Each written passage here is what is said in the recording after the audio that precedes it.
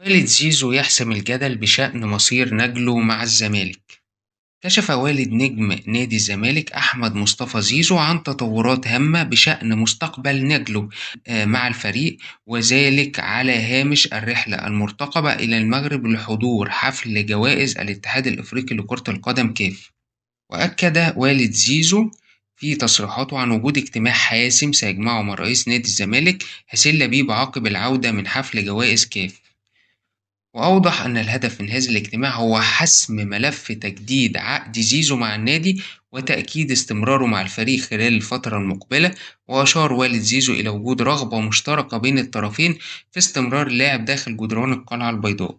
ونفى والد زيزو بشكل قاطع الشائعات التي ترددت حول رحيل نجله عن نادي الزمالك، مؤكدا أن فكرة رحيله غير مطروحة على الإطلاق. كما نفى أيضا صحة ما تردد عن وجود مفاوضات لانتقال زيزو